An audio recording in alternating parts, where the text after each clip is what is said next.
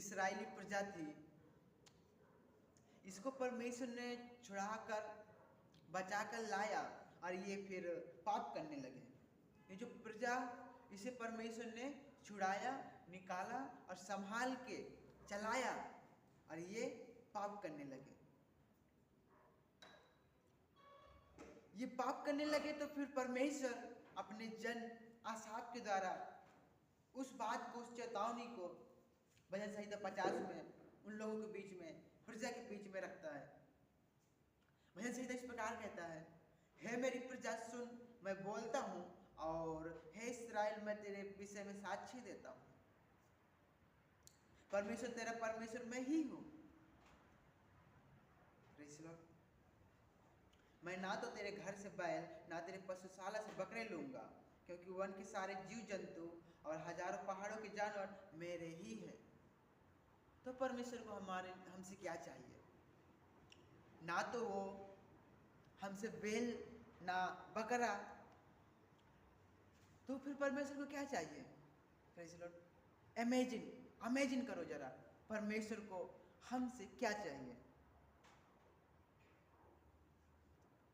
वो परमेश्वर उस प्रजा से, जो परमेश्वर की प्रजा टाइम टू टाइम, समय समय से मेल बलि, होम बलि चढ़ाती, परमेश्वर के सम्मुख वो टाइम से जाया करते और परमेश्वर के पवित्र जन के साथ में वो लोग बैठते, संगति करते थे।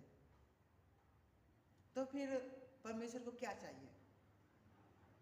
आसाफ वहां पर दो बातों को बताता है। वो परमेश्वर की प्रजा ऐसे दो गुनाहों में, ऐसे दो अपराधों में फंसी हुई थी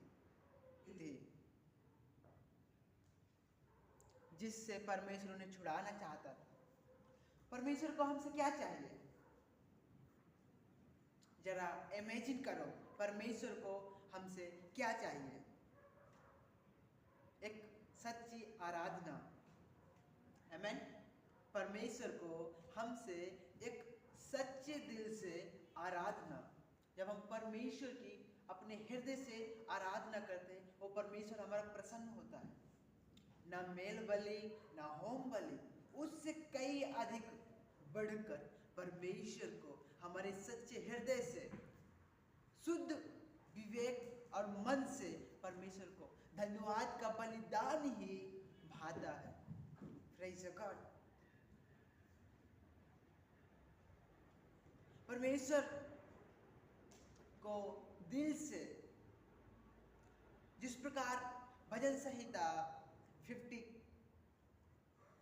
50 वर्ष 14 कहता है, परमेश्वर को धन्यवाद ही का बलिदान चढ़ा और परम प्रधान के लिए अपनी मन्नतें पूरी कर। हालेलुया। कितने जन मेरी बात समझ रहे हैं? परमेश्वर को धन्यवाद का ही बलिदान चढ़ा,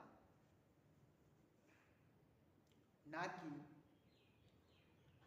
अन्न बलि, मेल बलि, इन सब से बढ़कर। परमेश्वर यहाँ पर इनके विषय में और कुछ ऐसा नहीं कहता कि तुम ये मत चढ़ाओ, लेकिन कहता है, परमेश्वर का कलाम इस प्रकार कहता है, मैं सारी चीज़ें से मैं नाराज नहीं हूँ। ये सारी चीज़ें जो कर रहे हैं इनसे वो नाराज नहीं है, परंतु इससे बढ़कर परमेश्वर हमसे कुछ चाहता है, वो है सच्ची आराधना। परमेश्वर की अपने दिल से, अपने हृदय से सच्ची आराधना। जिस प्रकार हम देखते हैं, धन्यवाद का बलिदान चढ़ाने वाला मेरी महिमा करता है। परमेश्वर का कलाम कहता है, धन्यवाद का बलिदान चढ़ाने वाला मेरी महिमा करता है। ये धन्यवाद का बलिदान बढ़कर, इससे बढ़कर और क्या हो सकता है? यदि एक परमेश्वर का जन, एक परमेश्वर की प्रजा अपने सच्चे हृदय से परमेश्वर की आराधना करे, जिस प्रकार यूहन्ना 4:24 में कहता है, पवित्र कलाम, परमेश्वर तो आत्मा है, इसलिए अवश्य उसकी प्रार्थना, आराधना करने वाले आत्मा और सच्चाई के साथ आराधना करें।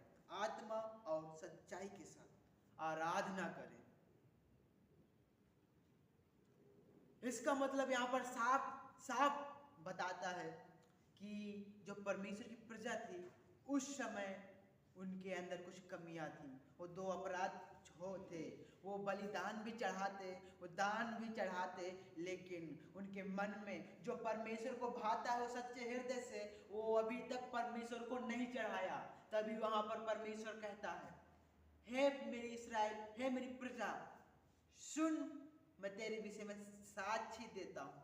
Praise God. आइए हम अपने मनों को जांचे, क्या आज हम भी तो उसी प्रकार नहीं कि हर दिन, हर एक हफ्ते के संडे में हम सभा अटेंड करते हैं, हर एक संगति अटेंड करते हैं, लेकिन अभी भी हमारा मन परमेश्वर से दूर है? कहीं ऐसा तो नहीं कि हमारा मन परमेश्वर से दूर है? कहीं ऐसा तो नहीं कि परमेश्वर हमारे द्वारा जिस तरह आराधना, जिस तरह अपनी महिमा चाहता है, क्या हम वैसे ही करते हैं? चेक एक बार अपने आप को पहचाने, क्या वैसे ही जैसे परमेश्वर का कलाम कहता है, सच्चे मन से परमेश्वर की आराधना कर, क्योंकि परमेश्वर की आराधना करने वाला परमेश्वर की महिमा करता है, जो सच्चे मन से आराधना करता है। Praise the Lord.